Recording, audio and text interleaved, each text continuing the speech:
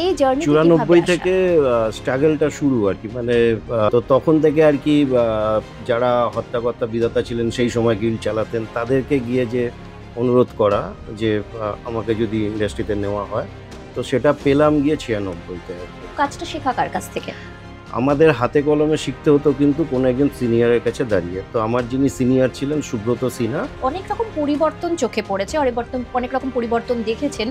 সেই সময়ে কাজ করার, এই সময়ে কাজ করার মধ্যে কি পরিবর্তন আপনি নিজে উপলব্ধি করছেন? যদি আমি টেকনিক্যাল বলি, সেক্ষেত্রে ক্যামেরার সবচেয়ে বড় একটা বিবর্তন আমি দেখেছি আর কি। মানে এটা আমার সৌভাগ্য যে যখন শুরু করেছিলাম তখনও আমাদের ইন্ডাস্ট্রিতে না সুপার 16 ক্যামেরা দিয়ে শ্যুট হতো।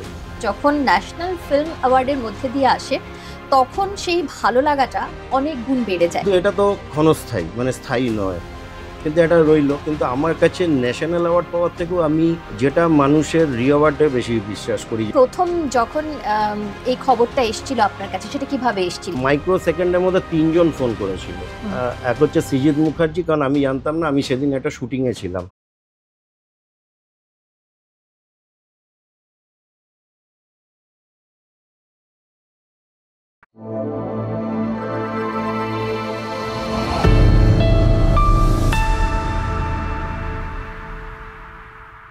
ছোটবেলা থেকে ম্যাজিক তো বহুবার দেখেছেন, কিন্তু ম্যাজিশিয়ানকে সামনে থেকে কখনো দেখেছেন বা সেই সুযোগ হয়েছে?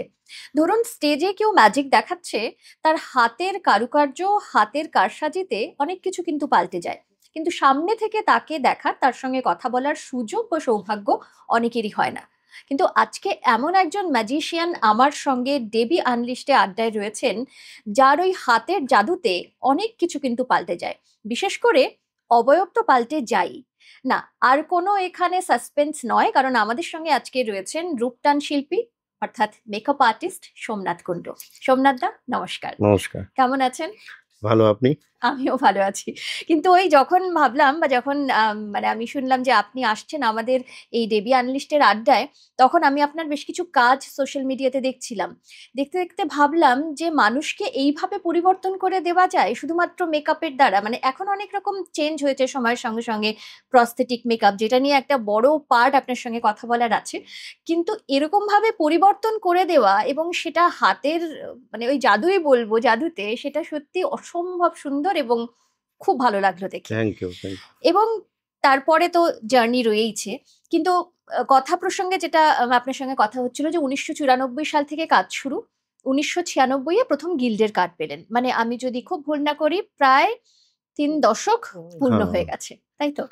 এই জার্নিতে কিভাবে 94 আসা? থেকে স্ট্রাগলটা শুরু আর কি। মানে আ 94 তে এইচএস পাস করে যাই। হুম, পার্ট 1 এ ভর্তি হই। বাংলা অনার্স ছিল আমার।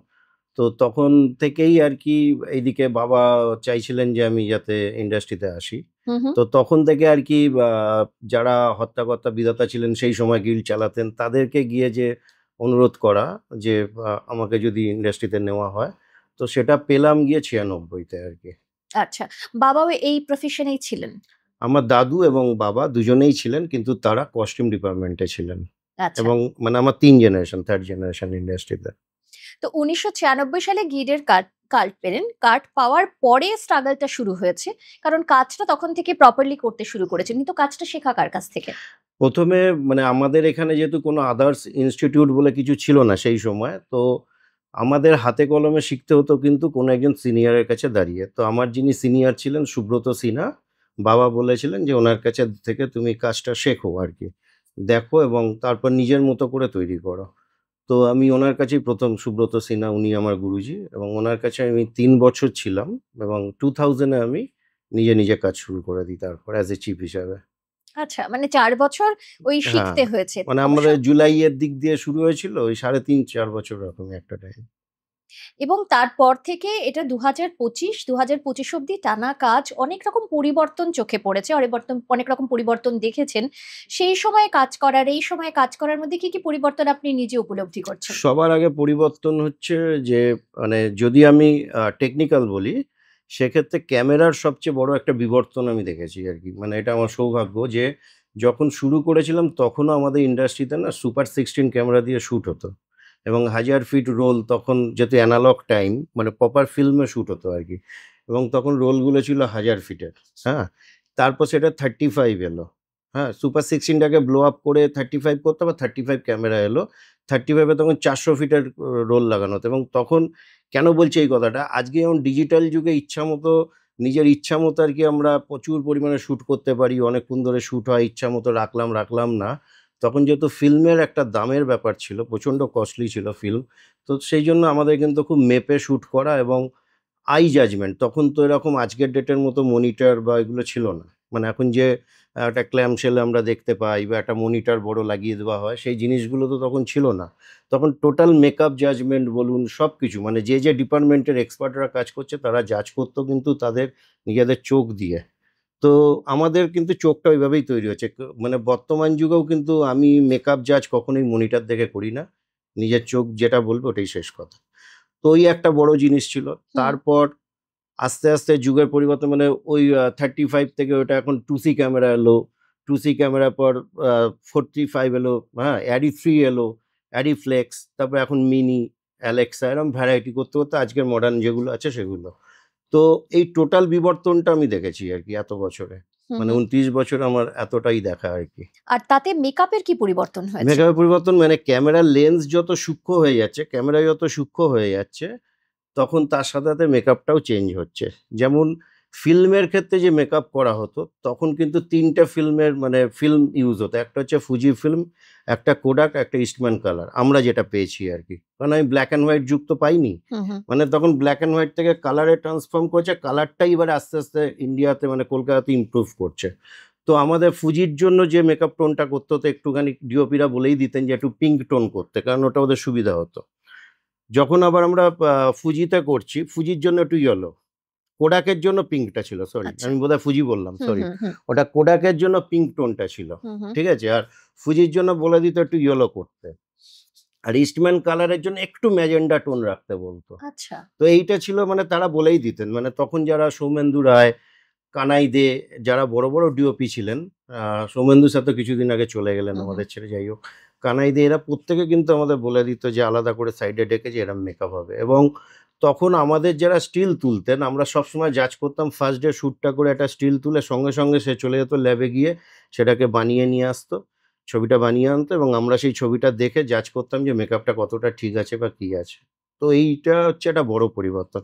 আজকের ডেটে মানে ডিজিটাল হয়ে যাওয়ার ফলে সেটা অনেক বেশি ইজি হয়ে গেছে এবং ইচ্ছামতো যতখানি ধরে ডিরেক্টররা, এখন আর ওইটা নেই যে এতটা ফিল্ম চলে যাচ্ছে বা ইয়ে চলে যাচ্ছে। তারা তাদের মতো শ্যুট করছে, দরকার পড়লে সেটাকে মুছে দিয়ে ইরেজ করে আবার সেই ইয়ের মধ্যে ভরে দিচ্ছে হুম, আবার। হুম। তো এইভাবেই এখন মানে একটা বড় বিবর্তন হয়েছে মানে আরকি। এখন কাজটা অনেকটা ইজি হয়ে গেছে। বেটার দ্যান বিফোর, মানে আগের থেকে একদম। অনেক ইজি এখন। কিন্তু এটা নিয়েও পড়াশোনা করতে হয়, এটা নিয়েও জানতে হয়। কারণ ডিজিটাল হয়ে গেছে মানে ইচ্ছামতো শ্যুট করছি। আমাদের তো একটা টাইম পিরিয়ডেরও ব্যাপার আছে। এই হুম। সময়ের মধ্যে আর্টিস্ট ছাড়তে হবে, এত শিফটের বেশি করা যাবে না। বাজেটটাকে আমাদের সবসময় মাথায় রেখেই কাজ করতে হয়। কিন্তু আগের থেকে অনেক বেটার, এটা মানতে হবে।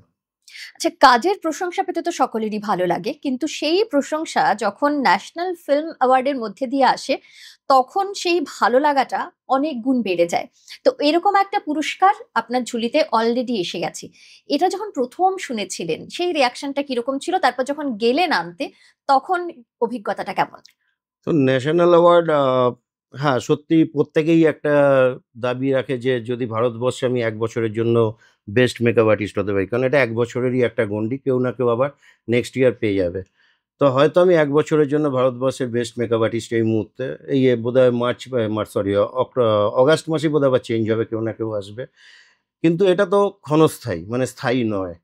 কিন্তু এটা রইলো। কিন্তু আমার কাছে ন্যাশনাল অ্যাওয়ার্ড পাওয়ার থেকেও আমি যেটা মানুষের রিওয়ার্ডে বেশি বিশ্বাস করি। যেমন কেন বলছি কথাটা, এই ন্যাশনাল অ্যাওয়ার্ডটা পাওয়ার আগে মানে এই ছবিটা অপরাজিত নিয়ে আমি আমি মনে করি তার থেকে বড় অ্যাওয়ার্ড আমি পেয়ে গেছি। সেটা হচ্ছে আমাকে আ সত্যজিৎ রায়ের ছেলে সন্দীপ রায়, মানে বাবুদা, বাবুদা তিনি আমাকে একটা ফোন করেছিলেন। ছবিটাকে কোনো কারণে বোধহয় রিলিজের আগের দিন অনিকদা ওনাকে দেখিয়েছিলেন। ওটা ওনাদের মধ্যে নিশ্চয়ই মানে কন্ডিশন ছিল বা কিছু ছিল।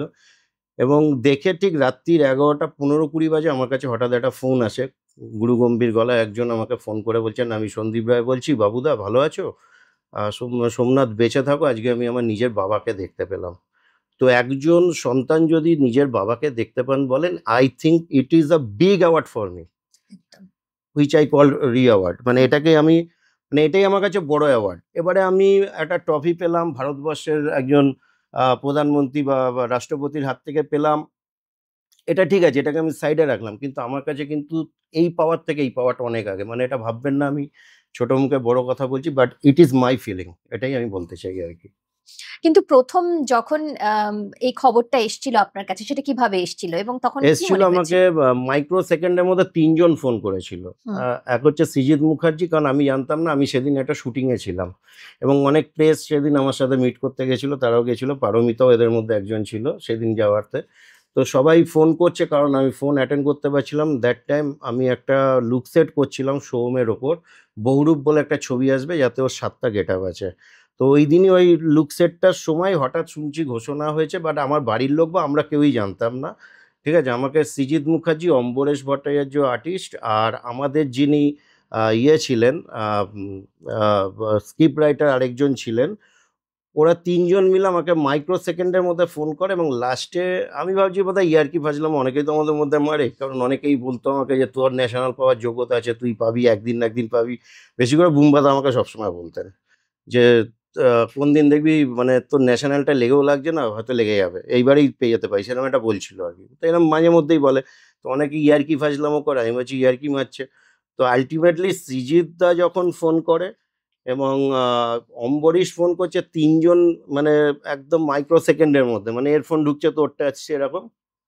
এবং লাস্টে যখন আমাকে আমার প্রোডিউসার ফোন করেন, তখন আমি বিশ্বাস করেছি আচ্ছা। যে হ্যাঁ, হয়তো হতে পারে। আর তারপরে যখন ওখানে গেলেন?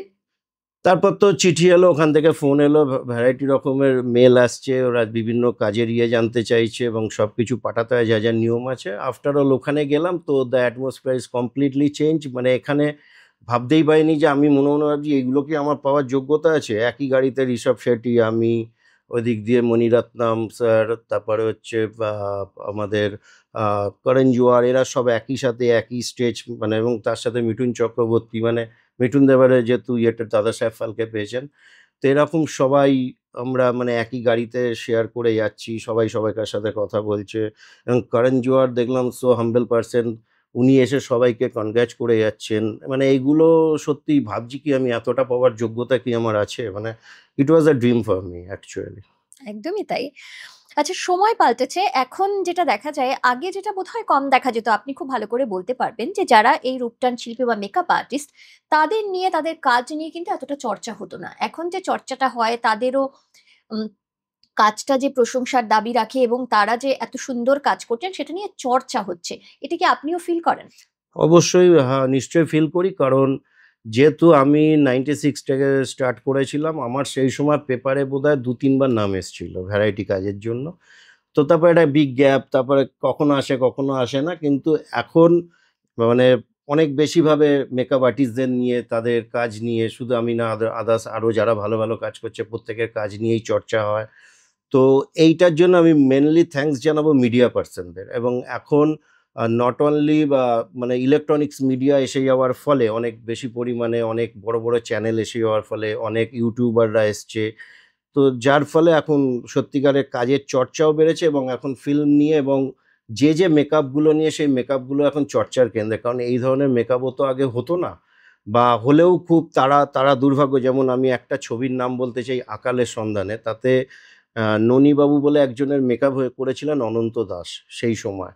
ওই মেকআপটা ছিল সেই সময়ের, এবং এখনো কিন্তু অনেক স্টাডিতে পড়ানো হয় ওই মেকআপটা নিয়ে। আজকে যেমন আমরা প্রস্থেটিক্স পাচ্ছি, ভ্যারাইটি মেটেরিয়াল আছে, সেই সময় তো ওইটা ছিল না। তারা কিন্তু তুলো গাম দিয়েই ক্রিয়েট করেছিলেন, এবং একসময় আমিও তাই করতাম। তুলো গাম, আদার্স ভ্যারাইটি অনেক কিছু দিয়ে ক্রিয়েট করে, হ্যাঁ, ডিমের খোলা দিয়ে, এই দিয়ে, ওই দিয়ে, সেই দিয়ে, ময়দা দিয়ে অনেক কিছু করে আমরা আগে মেকআপটা করতাম। তো সেই সময় তিনি ওইভাবে করেছিলেন। তো তখন মিডিয়া এতটা ছিল না, তাদের কাজ নিয়েও বা মেকআপ আর্টিস্ট মানে ও ঠিক আছে, আ কিছু একটা করে হয়তো। এখন ওই ব্যাপারটা আর নেই।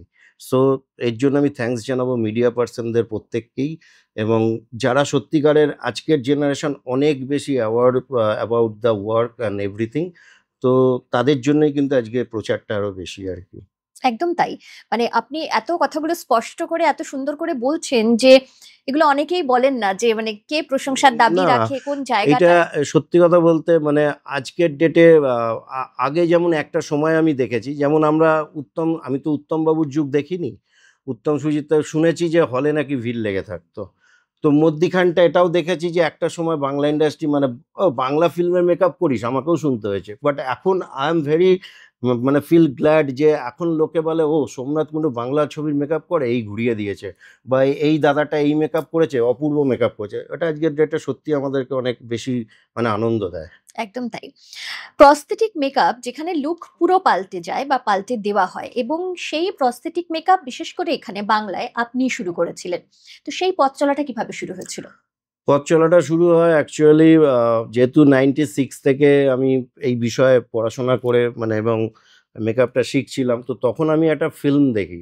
'চাচি ৪২০' বলে একটা ফিল্ম রিলিজ হয়েছিল কমল হাসানের। তারপরে হিন্দুস্তানি এসছিল। তো 'চাচি ৪২০' এ যে মেকআপটা হয়েছিল ওইটা আমাকে সেই সময় পুরো নাড়িয়ে দিয়েছিল আরকি। যে আমার সবসময় মাথায় আসতো যে এরা যদি পারে আমরা কেন পারবো না? বা এটা কি আছে? তো আমি তখন পড়াশোনা করে জানতে পারলাম যে এটাকে প্রস্থেটিক্স বলা হয় এবং এতে একটা মানুষের পুরো চেহারা, একটা মানুষকে যা ইচ্ছা তাই বানানো যেতে পারে এই মেকআপের মাধ্যমে। তো তখন আমার মাথায় মানে ঘুরছিল যদি আমরা বাংলা ফিল্মে এটা আনতে পারি, হুম। তাহলে পড়াশোনা করতে হবে। করতে গিয়ে দেখলাম ইট ইস নট মানে so much easy because of এই যে মেটেরিয়াল গুলো এগুলো পাওয়াটাও খুব টাফ এবং তাহলে কি মেটেরিয়াল দিয়ে হচ্ছে সেই নিয়ে পড়াশোনা শুরু করতে লাগলাম। এই করে বছরের পর বছর গেল। যখন মেটেরিয়াল পাচ্ছি তো এবারে ইউজ করতে হবে। ইউজের টেকনিকগুলো সব বই পড়ে, পড়ে আবিষ্কার। বই পড়তে গিয়ে দেখা যাচ্ছে বেশিরভাগ জার্মান বই। আচ্ছা। সেগুলোকে ইংলিশে ট্রান্সলেট করতে হচ্ছে ভ্যারাইটি ভাবে এবং আমাকে তৎকালীন সময় মানে এই নামটা আমি সব ইন্টারভিউতে সব জায়গায় বলতে চাই এবং এখনো মানে উনি রয়েছেন ওনার নাম হচ্ছে প্রদীপ মাথারো বলে একজন পাঞ্জাবি ভদ্রলোক। তিনি তৎকালীন সময় আমাদের স্কুটি করে এসে, এসে মেকআপ দিয়ে যেত। মানে বাইরের মেকআপ। আমরা কয়েকজন আমাকে মমতা শঙ্কর মমদি ওর সাথে আলাপ করিয়েছিল। ঠিক আছে? তো ওই মমদি যখন ওর সাথে আলাপ করায় বলে যে, "সোমনাথ ও প্রদীপ ও খুব ভালো ছেলে। তোকে মেকআপ-ফেকআপ যা লাগবে" তো ওকে দিয়ে আমি বই আনাতে আরম্ভ করি। আচ্ছা। এবং যেহেতু মেটেরিয়াল গুলো জার্মান মেটেরিয়াল বইগুলোও জার্মান ল্যাঙ্গুয়েজে আসতো। এবারে জার্মান ল্যাঙ্গুয়েজে কিছু, কিছু আমার যেহেতু লিঙ্গুইস্টিক্স বাংলা অনার্স নিয়ে পড়েছি একটু আধটু জানা ছিল বাট নট পুরোটা। হুম। তো সেগুলোকে ইংলিশ ট্রান্সলেট করে বিভিন্নভাবে বার করা। মানে একদম গোয়েন্দাগিরির মতো গোয়েন্দারা যেমন বার করে, বার করে আ বলতে পারেন ফার্স্ট এপ্লাই মানে বলছি এটা আমি আমার স্ত্রীর ওপরেও করেছি, বাড়ির আচ্ছা। কয়েকজনের ওপরেও করেছি এবং কয়েকজন আসতো এরকম যাদেরকে দিয়ে পয়সা দিয়ে রেখে বাচ্চা ছেলে-মেয়েদের ওপরে এপ্লাই করেছি। করে শিখে-টিখে আল্টিমেটলি অনেক টাইম অবধি বসে থাকা। কারণ তখনো অবধি বাংলা ইন্ডাস্ট্রিকে বোঝানো যাচ্ছে না যে এটা আমরা পারি। কারণ ডিরেক্টররাও তখনও কিন্তু ওই মারপিট, দাঙ্গার ছবি মানে যেগুলো হাটকে কমার্শিয়াল ওই ছবিগুলোই হচ্ছে। কারোর ভাবনা চিন্তার মধ্যেও আদার্স কিছু নেই যে এটা হবে। তো এরম করতে, করতে একদিন আমার ভাগ্যে সৃজিত মুখার্জি জুটে গেলেন। অরিন্দম শীল, কমলেশ্বর মুখার্জি এরা জুটে গেলেন। তো ফার্স্ট আমি সৃজিত দাকেই বলি যে তার আগে সৃজিত দার সাথে কাজ করার আগে আরো ২ টো ছবিতে প্রয়োগ হয়েছিল কিন্তু আমার কপালের জোরে ওটা রিলিজ হয়নি আরকি। আচ্ছা। একটা ১ম আমি যদি কারোর মুখে করে থাকি স্টারেদের মুখে তখন শুভশ্রী গাঙ্গুলির মুখে আমি করেছিলাম। এবং আরেকটা বেনি আ দামিনী বেনি হুম, বসু হুম। ওর ওপর একটা করার কথা হয়েছিল। ওটা মহাভারত বলে একটা ছবি শুরু হওয়ার কথা হয়েছিল। তো তার উপর কিন্তু এগুলো সবই নিজের পয়সা ইউজ করে ইয়ে করে দেখানোর জন্য। তো আল্টিমেটলি ওই দুটো ছবি কিছুতেই হয়নি, রিলিজ হয়নি। তো একদিন আমার ভাগ্যে সৃজিত মুখার্জির সাথে দেখা হয়ে যায় এবং ও চাইছিল যে ছবিটা আমি করি। ছবিটার নাম ছিল 'জুলফিকার'। তো 'জুলফিকার' আমাকে মেইনলি এসবিএফ থেকে দেব আর আ নুসরাতের জন্য মেইনলি হিরো-হিরোইন দুজনের জন্য বুক করেছিল। কিন্তু সৃজিত দা আমাকে বলে যে, "তুমি যদি পুরোটা করো" তো আফটার অল আমি বললাম যে, "আমি তো পুরোটা হবে না।" কারণ তাহলে ডেটের একটা সমস্যা হতো। মাল্টি-কাস্ট ছিল, বুম্বাদা আছে, সবাই আছে, সব কাস্ট মানে আরো ডেটই প্যাচ-আপ হবে। তো আল্টিমেটলি বলল যে, "যিশুর মেকআপটা যদি করো।" তখন আমি যিশুকে বলি যে, "প্রস্থেটিক্স বলে একটা জিনিস আছে, তাতে যিশুই থাকবে কিন্তু একটু অন্যরকম যিশু দেখতে লাগবে।" Then I created the Kashinath Kundu character এবং ওটাতে মানে আমি যথেষ্ট মানে সবাই খুব ইয়ে করে এবং ওটা আমাকে আরো ইন্সপায়ার্ড করে কাজটা করতে এবং পরবর্তীকালে সৃজিত দা আমাকে আরো ব্যাক টু ব্যাক এক যে ছিল রাজা, গুমনামি, তারপরে ইয়তি অভিযান, ভিঞ্চিদা আমাকে অনেক পরিচিতি দিয়েছে বিভিন্ন জায়গায়। তারপরে তো আরো আদার্স যা ছবি আছে বেশিরভাগই দশম অবতার। তারপরে এক এক করে তবে শুরু একের পর হয়েছে। এক, এবং এক যে ছিল রাজাতে সবচেয়ে বেশি লোকে জানতে পারে যে এক যে ছিল রাজার থেকেই যে বাংলা ইন্ডাস্ট্রিতে এটা হচ্ছে, তারপর আদার্স ডিরেক্টররা একের পর এক স্কোপ দিতে থাকে এবং তারাও বিভিন্নভাবে স্ক্রিপ্ট লিখতে থাকে। এবং সৃজিত দা একদিন বলেছিলেন, যখন আমি ওটা করছি তো বললো, সোমনাথ তুমি তো বেশিরভাগ কমার্শিয়াল ছবি করো, যদি আমার সাথে কাজ করো, আমরা যদি একসাথে কাজ করি তাহলে অনেক ভালো ভালো লেখাও লিখতে পারি এবং ভালো কাজও হতে পারে। আমি বললাম, অবশ্যই আমি আছি যদি হয়। তো আমি একজন পেয়ে গেলাম যার নাম সৃজিত মুখার্জি। একদম। আচ্ছা, সবথেকে চ্যালেঞ্জিং লুক কোনটা দিয়েছিলেন? মানে খুব চ্যালেঞ্জিং মনে হয়েছিল লুকটা দেওয়া, বা তার জন্য প্রস্তুতি কিভাবে নিয়েছিলেন? চ্যালেঞ্জিং বলতে দেখুন, আমি স্টিল ওয়েট করেছি এখনো চ্যালেঞ্জ নেওয়ার জন্য। মানে আচ্ছা। Just my age is right now 49। হ্যাঁ, আমি 15 নভেম্বরে আমার জন্মদিন। তো 50তে টার্ন করবো। তো এখনো আই থিঙ্ক 5-10 বছর 15 বছর যে ক বছরই বাঁচি, যদি সব ঠিক থাকে, তো আমি এখনো ওয়েট করে আছি। তো তবুও আমি যে কটা কাজ করেছি তার মধ্যে আমার কাছে নেতাজি, মানে বুম্বাদাকে নেতাজি বানানোটা সবচেয়ে মনে হয় চ্যালেঞ্জিং। তার কারণ বলতে গেলে, কারণটা হচ্ছে একটাই, সেটা হচ্ছে নেতাজি এমন একজন ব্যক্তি আমাদের প্রত্যেকের ঘরেতে দেওয়ালে ঝোলে মনের মধ্যে আছে। তো বুম্বাদা, আমার আগে বুম্বাদা নিজেকে নিয়ে স্টাডি শুরু করে দিয়েছিল, মানে আমি ইন হওয়ার আগে। ঠিক আছে? আমাকে হঠাৎ, আমি ভিঞ্চিদার, তখন আমরা ভিঞ্চি শ্যুট করব। আমি সৃজিত দাকে ভিঞ্চির স্কেচ দেখাতে যাই যে আমি এরম, এরম মেকআপগুলো করতে চাই। তো সৃজিত দা দেখলো, দেখে বলল, "খুব ভালো।" সবার আগে ওটা বন্ধ করে দিয়ে বলল, "গুমনামিটা নিয়ে পড়াশোনা শুরু করে দাও।" আমি বললাম, "গুমনামি?" বললে, "হ্যাঁ, গুমনামিটা নিয়ে পড়াশোনা করো।" আমি বললাম, "আমি তো ভিঞ্চি নিয়ে কথা বলতে।" বলছে, "না, না, গুমনামিটা এখন আমাদের কাছে মোর ইম্পর্টেন্ট। ভিঞ্চি হয়ে যাবে, আমি দেখতে পাচ্ছি। তুমি যা এঁকে এনেছো বা যেটা ভেবেছো।" তো দেন গুমনামি নিয়ে আমি বললাম, "কাকে করা হচ্ছে?" বলল, "প্রসেনজিৎ চ্যাটার্জি।"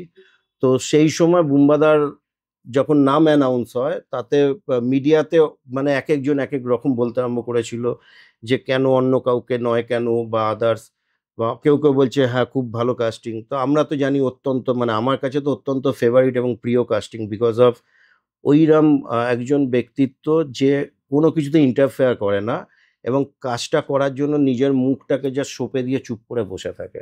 আচ্ছা। হ্যাঁ, তো সেইরকম একজন ব্যক্তিত্ব এবং বুম্বাদার মতো ব্যক্তিত্বের কাছে মেকআপ করা এবং তাকে নেতাজিতে আনতে পারা সত্যিই আমার কাছে একটা স্বপ্ন এবং স্বপ্নও ছিল, এবং সেটাকে যে করে হোক বাস্তবায়িত করব। কিন্তু যখন লোকে কমেন্ট পাস করছিল, কারণ আমরা তো এগুলো মাঝে মধ্যে দেখি, কারণ আমি সবসময় চেষ্টা করি যে দেখতে কে আমার মেকআপটাকে খারাপ বলছে।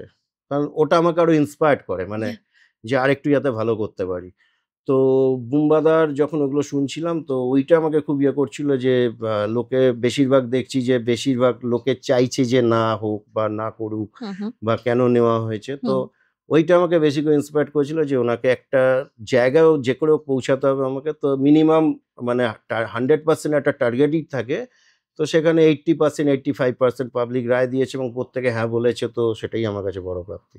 আচ্ছা, কাজ করতে গিয়ে কি মনে হয়েছে? সবথেকে বেশি খুঁতখুঁতে কে এই মেকআপের বিষয়ে? খুঁতখুঁতে সবচেয়ে বেশি মনে হয় যে, মানে আর্টিস্টদের থেকেও আমি নিজে। কারণ আমার নিজের কাজ নিজেকে নিয়ে অতটাও আমি নিজে আরকি স্যাটিসফাইড হই না সবসময়। মানে হতেও পারি না। লোকে বলে যে হ্যাঁ, এবং আমার ওয়াইফ আমার কাজের একটা, মানে প্রচণ্ডভাবে ভুল ধরে দেয়। যদি মনে হয় তো ওকে আমি ধরি। আর এমনি আর্টিস্টদের মধ্যে আমি বুম্বাদার নামও বলব, বুম্বাদাও খুব খুঁতখুঁতে। কারণ অনেক গল্প আছে আমার কাছে। আর আচ্ছা। লাস্ট আমি শেষ পাতা করছিলাম। শেষ পাতাতে বুম্বাদার একটা লুক হয়েছিল। অতনুদার ছবি, অতনু ঘোষের ছবি। তো শেষ পাতার জন্য বুম্বাদাও আ বা ইয়ে পেয়েছে, ফিল্মফেয়ার পেয়েছেন। আমি WBFJ পেয়েছি আমরা। তো এবং শেষ পাতা ছবিটা ওই বছরে বেস্ট মানে অ্যাওয়ার্ড ছবি হয়েছিল। তো শেষ পাতাতে করার সময় আ মানে বুম্বাদা বাল্মীকি ক্যারেক্টারটাকে নিয়ে হুম, উনি হুম। যেভাবে ভাবছিলেন, আমি যেভাবে ভাবছি, দুজনের মধ্যে মতের একটা মিল হচ্ছিল না। ও, তো এটা নিয়ে একটা সুন্দর গল্প আছে। গল্প মিনস এটা একদম কিরকম? সত্যিকারের ঘটনা। হুম, সময় আছে কি আমাদের? একদম সময় আচ্ছা, আছে। বলে দিচ্ছি আমি। তো কি হয়েছিল, লুক সেটের দিন আমি উড়িষ্যা থেকে আসছিলাম লুক সেট করতে। তখন আমার একটা অন্য কাজ চলছিল। তো বুম্বাদা বাড়িতে ডিরেক্ট ঢুকি এবং বুম্বাদাকে তার আগে স্কেচ পাঠিয়েছিলাম। অতনুদাকেও স্কেচ পাঠিয়েছিলাম। অতনুদা ডিরেক্টর হিসাবে হ্যাঁ করে দিয়েছেন। কিন্তু বুম্বাদার কাছে কোনো রিপ্লাই পাইনি। তো এটা আমার কাছে একটু টেনশন ছিল যে কেন কিছু বলল না? তাহলে কি পছন্দ হয়নি আঁকাটা? তো যখন মেকআপ করতে গেলাম, দাদা বললেন যে, "শোন না, এটা তো ন্যাশনাল অ্যাওয়ার্ডে যাবে। তো তুই কি ভাবছিস, এটাকে প্রস্থেটিক্সই করবি?" আল্লাহ হ্যাঁ দাদা, আমি তো এটাই ভেবেছি, কারণ আমি পড়তে গিয়ে বাল্মীকি আমার চোখে বারবার এই চেহারাটাই আসছে আর আমি এটাকেই এঁকেছি। তো আমি ভাবছিলাম যে নির্মল কাকুর মতো যদি করা যায়। মানে উনি বললেন, আল্লাহ নির্মল কাকু বলতে মানে নির্মল কুমার নয়, মানে অভিনেতা নির্মল কুমার নয় কিন্তু। তাহলে? নির্মল কাকু মানে ওনার কোনো এক কাকু টাইপের কেউ হবেন, তার কথা তিনি আমাকে বললেন যে আচ্ছা। এরম এরম এরম এরম যদি করা যায়। বললাম ঠিক আছে দাদা, তাহলে আগে ওটা দিয়ে স্টার্ট করি। যদি তোমার পছন্দ হয়ে যায়, তা আমরাও যদি দেখতে পাই যে হ্যাঁ ঠিক লাগছে, দেন আমরা এটাই ঠিক হবে। তো করলাম, but I am not satisfied, মানে ওই চেহারাটাতে, এবং আমি বুম্বাদার মধ্যেও তৃপ্তিটা দেখতে পাচ্ছি না। মানে একটা তো চোখে মুখে তো বোঝা যায় যে হ্যাঁ এটা বোধহয় ক্লিক করছে বা কাজ করছে, তো আমি সেইটা দেখতে পেলাম না। এবং আমরা ছবি তুললাম অনেক রকমভাবে। কোথাও আমার মনে হচ্ছে মানে আমি যে ছবিটা যে চেহারাটা বানিয়েছি, কোথাও আমি প্রসেনজিৎ চ্যাটার্জিকেই দেখতে পাচ্ছি। হ্যাঁ, মানে সেই বুম্বাদাকেই আমি দেখতে পাচ্ছি। তো আমি খুলেই বললাম যে, "দাদা আমি কিন্তু ঠিক", বলছে, "হ্যাঁ, আমারও ঠিক এই চেহারাটা।" তো একটা সেশন গেল। আমি বললাম, "দাদা তাহলে একটা কাজ করি, যে ছবিটা এঁকেছি যেটা আমি ভাবছি কি করব?" বলছে, "হ্যাঁ, নিশ্চয়ই। লুক সেট হচ্ছে, করবি না কেন?" আমি বললাম, "ঠিক আছে, তুমি বসো।" আমি ভগবানের নাম নিয়ে আমি যেটা ভেবেছিলাম প্রস্থেটিক করে এবং চেহারাটা যখন করলাম, দেখলাম এরম আস্তে করে মিররের কাছে, মানে দাদার বাড়িতেই সেটআপ করা আছে। মিররের কাছে গিয়ে এরমভাবে নিজেকে দেখছে। আমি বললাম যে হয়তো, তারপর একটা বিড়বিড় করে কি যেন বলল। মানে আমি বুঝতে পারলাম যে নিজেকে প্রিপেয়ার করলো। তারপরে আবার নিজের চল ছবি তুলি। মানে একদম প্রসেনজিতের গলায়, হুম। চল ছবি তুলি। ছবি তুললাম। আমি বললাম, "কি মনে হচ্ছে?" "শোন, যদি তুই এই জায়গাটায় একটা কালো ছোপকা দাগ করে দিস না, ক্যারেক্টারটা আরেকটু ভালো হতে পারে।" দ্যাট ওয়াজ হিজ মানে আইডিয়া। গুড। তো আমি যখন করলাম, করে দেখলো, করে পরপর ছবি তুললো এবং ডিরেক্টর দেখলো, ওটা ফাইনাল হয়ে গেল। তো বুম্বাদা হচ্ছে এরম খুঁতখুঁতে, ওকে। এবং এইরম লোকের সাথে কাজ করতে পারা এবং চুপ করে বসে থেকে, মানে কোনো ডিস্টার্ব না করে। একদম। কিন্তু পারফেক্ট বা খুব পারফেকশনিস্ট খুব কাজের পারফেকশনিস্ট। ক্ষেত্রে। মানে ক্যারেক্টারটাকেও সঙ্গে, সঙ্গে ওখানেই ছকে ফেললো কি করবে না করবে, ম্যানারিজম গুলো। একদম।